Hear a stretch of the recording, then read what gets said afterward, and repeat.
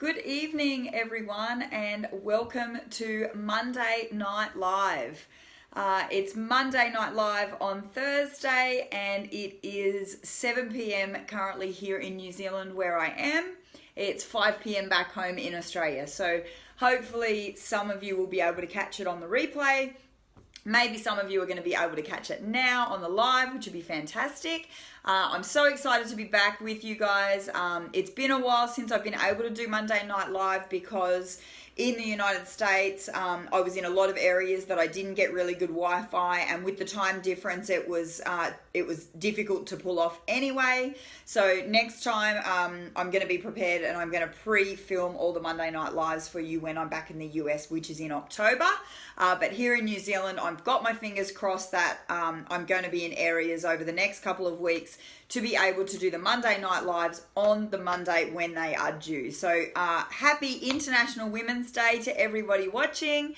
I hope you have a fantastic day, and I hope you take the time out of your day to say thank you to any amazing, inspirational women who have inspired you or supported you or helped you in any way. I think it's really important for us to do that, and I've got a really cool thing happening on my Facebook page at the moment, on the Tanja Kraus Horsemanship page. When you finish watching this, go ahead to that page, and I've got a post up there for International Women's Day, and it gives you the opportunity to tag in any horsewoman who has inspired you or helped you in some way, and it gives you the opportunity to just put the limelight on them and thank them. So I hope you take advantage of that.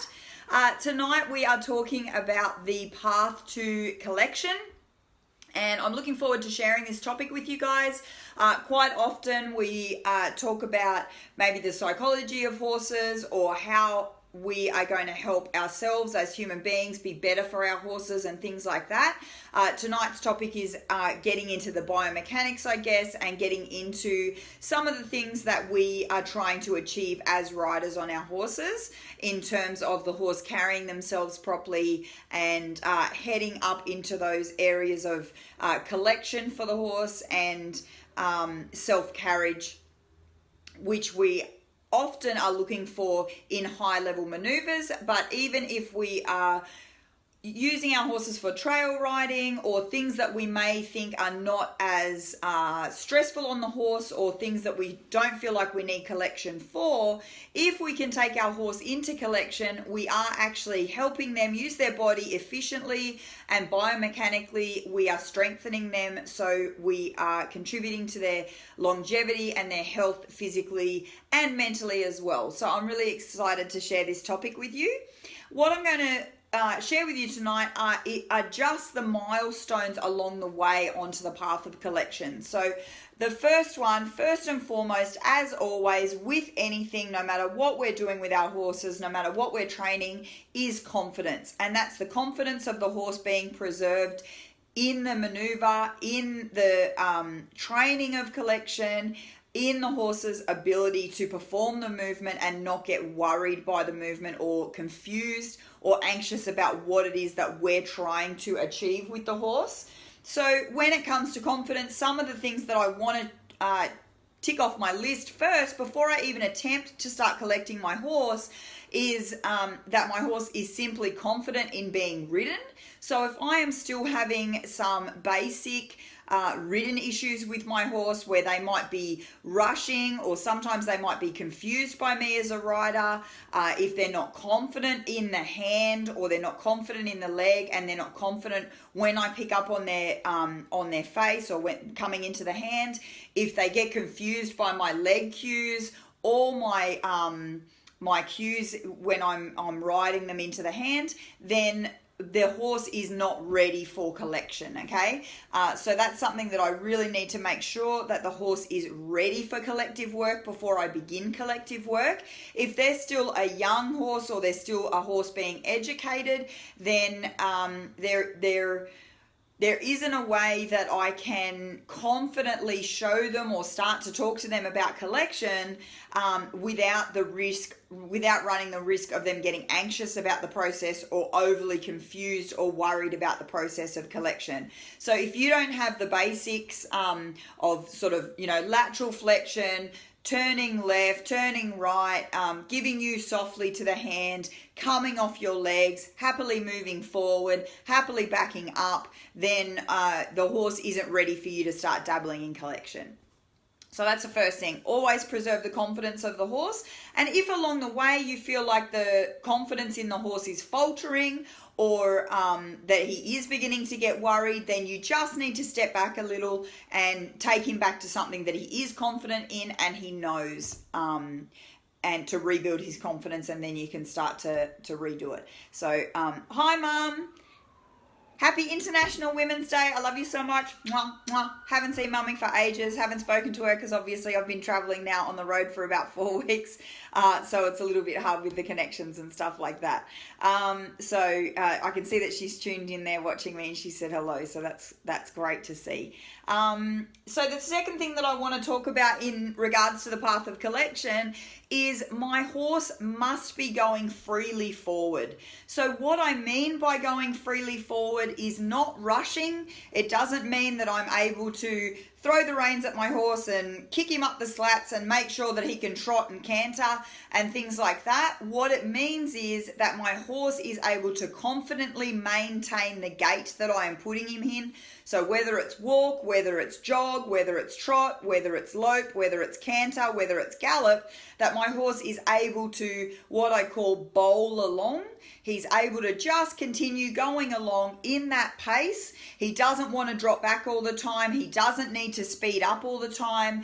And he's happy maintaining his gait, and he's not afraid of the gait. So sometimes you see horses that when you pop them into the trot or you pop them into the canter, they begin to get a little worried by their own forward motion. They get a little bit worried by, maintaining that gait. Sometimes they're quite happy in the lope and they'll go along for, maybe 10 meters, maybe 20, maybe 30. And then they start to sort of probably fall onto the forehand a little bit, and that gets them a little bit worried. So they start rushing along like that.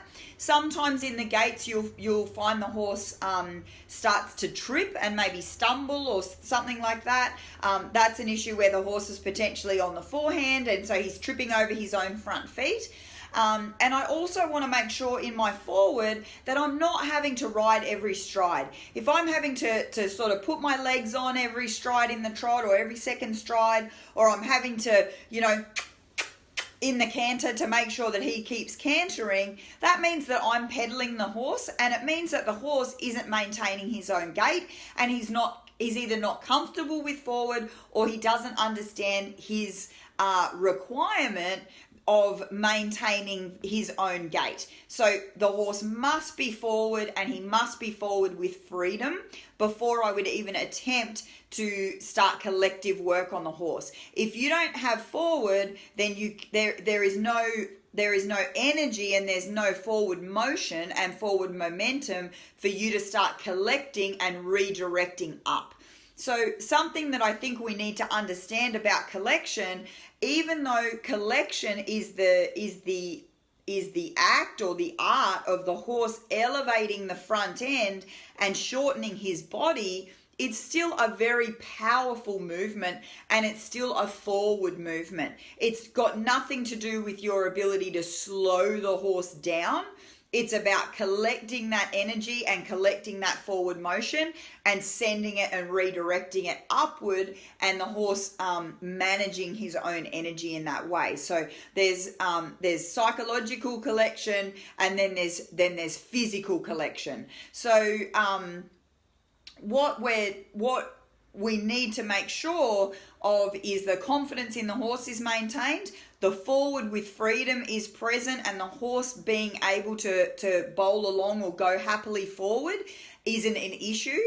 And then we need to consider, in regards to confidence, our own confidence when it comes to riding the horse forward, riding the horse in all the gaits, and our own confidence with managing the horse's energy.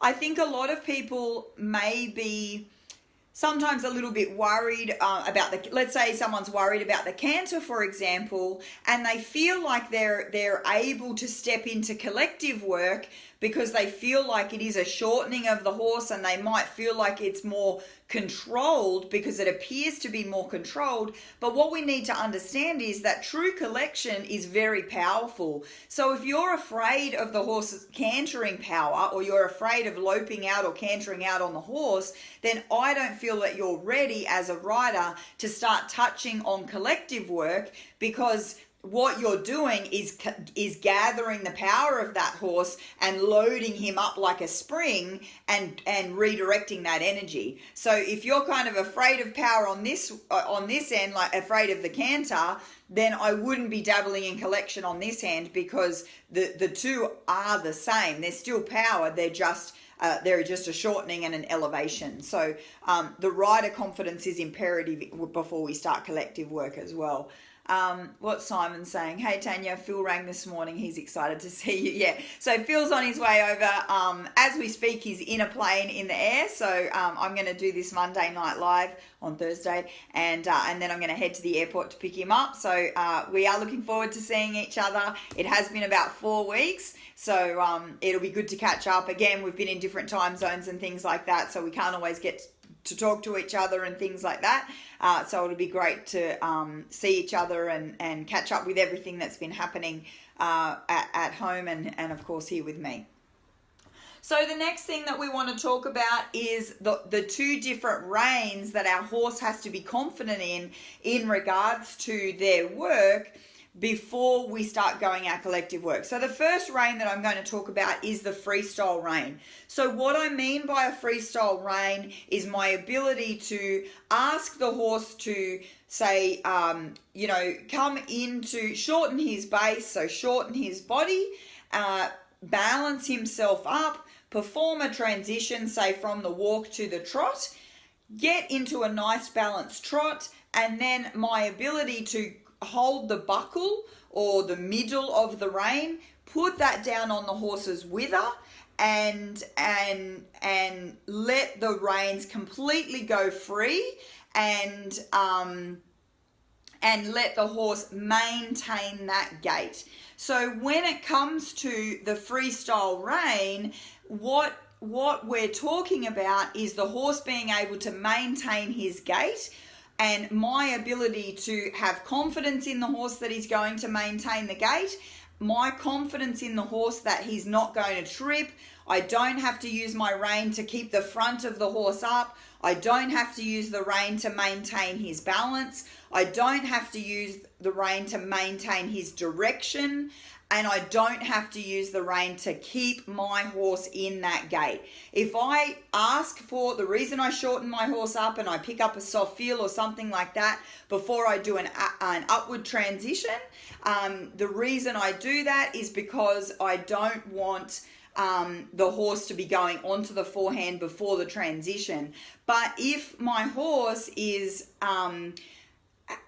once my horse is balanced and I let go of my rein, if my horse falls onto the forehand, starts rushing or goes up a gait, what that means is my horse is relying on me to maintain the gait and the speed and the balance in the transition. So if he's using the rein or I'm using the rein to maintain the gait, then that means I am unable to use the rein to redirect the horse and gather the horse's energy and start redirecting him up in front and start elevating that front end and start asking the horse to elevate through his thoracic sling and come through from behind, elevate the thoracic sling and lift and start working through the back properly.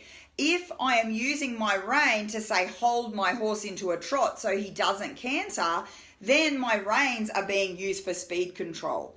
If I'm using my rein, if I let go of my rein and my horse immediately starts going left or going right or going wherever he wants to go, it means that my horse is relying on my rein to keep him straight in a corridor instead of using my body and following my body to follow in my corridor. So being able to balance my horse up and put him on a freestyle rein is imperative that he's got the ability to do that, and I've got the ability to do that before I start my collective work. Another thing that I want to talk about in regards to a freestyle rein is making sure that I am not using the freestyle, I'm not using the rein, rather the short rein, the collected rein, or the soft feel rein, or the contact rein, whatever you want to call it. You want to make sure that you're not using that rein to balance yourself. So if the idea of dropping the rein on the neck or dropping the rein down to the wither causes you some concern, especially in the trot and the lope, that would indicate to me that you're potentially using your reins to balance on, and that would be a major issue in your path to collection. It would be a major block in regards to your path to collection. If you can't sit on your horse at the walk, at the trot, and at the canter and be confident in letting the rein go and putting it down and, you know, riding no hands or whatever, however you want to test the theory, then I don't think your horse or yourself are ready for collective work, and there's some of the things you're going to need to work on and improve before you start working on collection. So the next thing I want to talk about is my horse's confidence in changing in between that freestyle rein. So I've balanced my horse up, I'm walking along, I've asked for a soft feel, I've asked my horse to shorten and prepare for a transition, I've asked him for the trot, I've gone ahead, I've got the balanced trot, we're trotting along, I've dropped him to the freestyle rein, I've dropped him down to the buckle, we're trotting along, and now I'm going to either perform an upwards or a downwards transition, or I want to just go into contact and start talking to the horse about collection or something. I pick up my rein from the freestyle rein into the soft feel, and what we're talking about is the horse is confident in then feeling that gathering of that rein, feeling my hands once again come into his mouth or onto his nose if I'm riding in a hackamore, and the horse being confident through that. So I want the horse to kind of go, oh, here she comes, she's coming back to me, I'm fine with that. He doesn't start to rush away from my hand or over bridle or put his head up in the air because he's worried about my hands coming back onto his face or into his mouth. So I need to make sure that that transitional period from a freestyle rein into a collected rein is not a worry for the horse in the walk, in the trot, and in the canter or the lope or the jog, whatever gaits you are doing. I want to be able to do it across all three gaits and make sure that my horse is confident in that transitional phase going from the freestyle rein and going into the soft feel rein or the contact or whatever you want to call it. So the next thing that we're talking about is my horse is confident in the continued soft feel rein or the continued contact or the continued feel of me on his face, not on it, but we're in a conversation, so I've got a shorter rein, so I'm on feel, so I'm using soft feel to communicate with my horse. I need my horse to be confident at the walk, at the trot, and at the lope, at the jog, at the canter, in all the gaits in a nice working forward frame. So my horse needs to be confident about rolling forward. My horse needs to be confident about going in all the gaits, into my hand, with me communicating with him, without fighting with my hands, without pulling on my reins, without bumping into me, without over bridling and trying to hide from my hands. If any of those issues are happening, your horse over bridling, your horse hollowing his back and trying to lift up, your horse trying to fight against your hands, trying to pull back into a long rein, any of those things, then your horse isn't ready for any consistent collective work or any collective work because he's still got an issue with coming into a soft feel. So my horse needs to happily come into a soft feel and maintain a soft feel with me before I would consider doing collective work with him. And I want to clarify that when I'm on a soft feel rein, I can be in a working gait and I can be on the path to collection. It doesn't mean I'm not collected when I'm on a soft feel rein.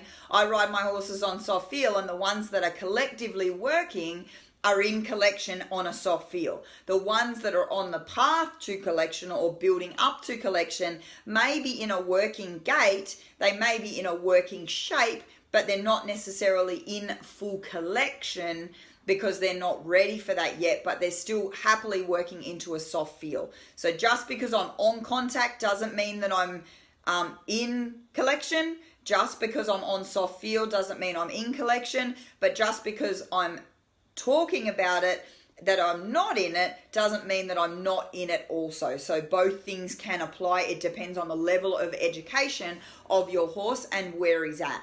I recently heard something from someone talking about someone who was saying that that they had lots of video of a particular horse that was in collection all the time in the videos and things like that. And what we determined was that this person was referring to the fact that the horse's head was down and the horse was giving to the hand during that video and during those photos. Just because your horse is happily giving to your hand does not mean that he is working. Just because his head is down doesn't mean he's in collection. Okay, so just because there's a particular outline of a horse doesn't mean that he is in collection. Collection is the horse using his entire body correctly, coming through from behind. Collection starts from behind. So the path to collection, the front end of my horse may still be a little bit right in front of the vertical. My horse might still have his head up a little bit, but if he's starting to collect properly, he's starting to come through from behind, he's starting to engage here in his abs and lift up his back, and he's beginning to elevate in the front and lift up the thoracic sling. So collection is something that builds over time. It's a maneuver that builds over time from the back of the horse to the front of the horse. It is not simply the horse giving to your hand and putting his head down. That is not collection. That is your horse giving to the hand. That is your horse putting his head down. It doesn't mean that I can get any horse to put his head down within 2 minutes, and it doesn't mean that anything's happening from the wither backwards. It doesn't mean that anything is happening collectively for the horse. You have to look at the entire body, not just a headset of what's happening with the horse. So then once we've got the horse happily going forward, happily working in a soft feel or a contact or whatever it is that you want to call it, then we can start to, once we've overcome any issues about the horse being worried about the hand or not wanting to go into the hand, and anything like that that happens as you build and develop a colt or a young horse over time, becomes comfortable with moving forward and coming into the hand, responding to the legs, responding to the aids, all of those things that he has to learn first before we would even consider collection. Once we've got that all happening, then we can start to talk about the horse, building the horse's collection from the back to the front. So it begins with the horse coming through and stepping under his body with the inside hind leg, if we're on a curve, if we're on a circle, if we're on a bend, or the thrust of the hind legs working and coming deep underneath the horse and engaging from behind. So the engagement is what we're looking at in regards to the beginning of collection, the path to collection. Once you've got the horse moving forward and thrusting from behind and coming through from behind, then you can start to think about the horse lifting up his abdominals, using his abdominals and lifting the back. And as he starts to use this, it's sort of like I call it the circle of collection. And those of you who have been to my courses where we've talked about collection and where we've talked about the circle of collection, you'll remember how that circle works. So as the hind leg starts working and coming through, the abdominals lift, and as the hind legs stretch, the back starts to lift as well. So it comes around like this. Then we can start to ask the horse to elevate the front end and lift and open his thoracic sling and start lifting up through the front.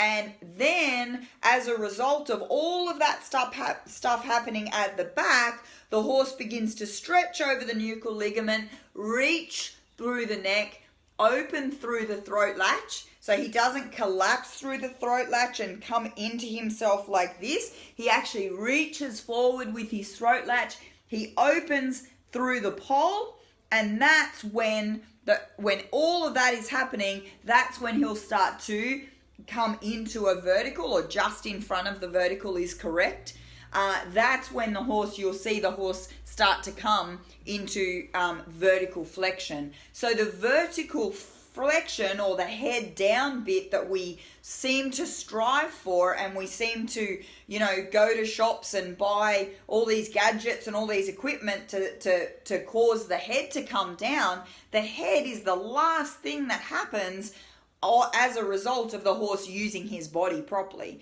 So what we should be focusing on is what's happening from the back of the horse through to the front of the horse, and only then will you have true collection. You can cause a horse to put his head down.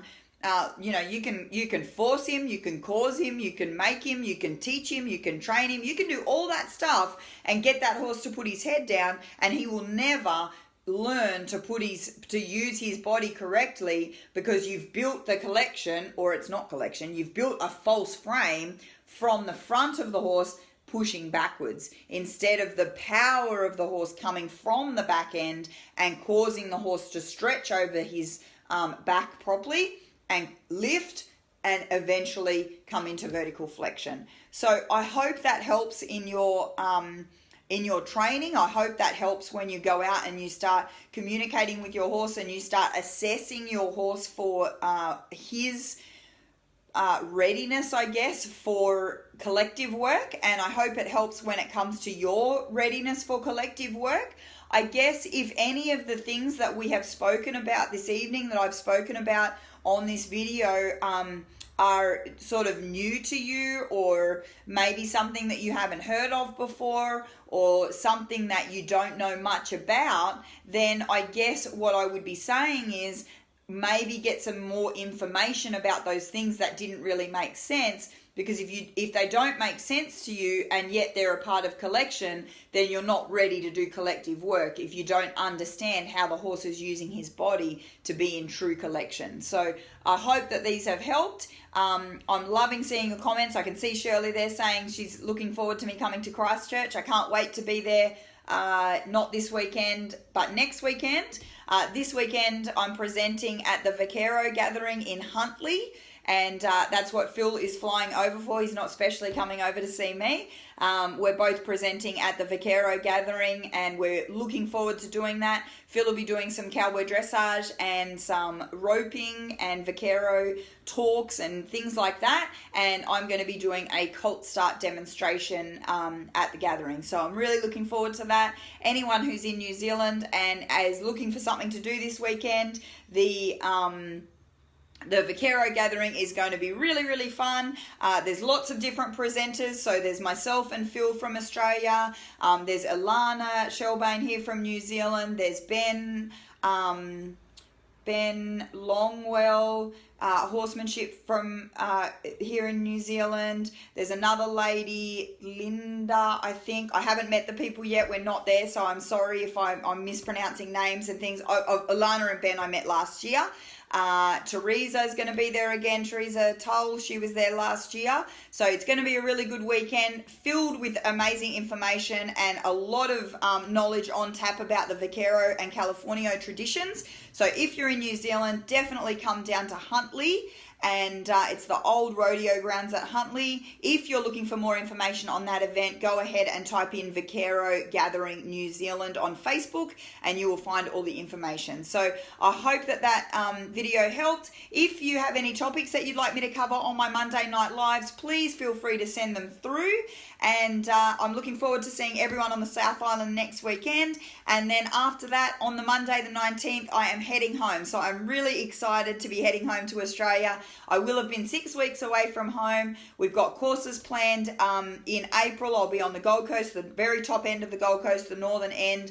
And I've got 2 clinics happening, a foundation clinic and an advancing clinic happening in my home grounds of Glenray. So I hope to see a lot of you at those courses, and I hope a lot of you can make it there. So really looking forward to hearing your comments. Again, it's International Women's Day, so please go to my Facebook page and tag an inspirational inspirational, or tag many inspirational horsewomen that have helped you to help us celebrate the amazing horsewomen that are in the industry today. So thank you so much for joining me, or thank you for catching the replay. Feel free to share this Monday Night Live. I hope everyone is having an excellent Thursday, and I will see you all soon. Bye.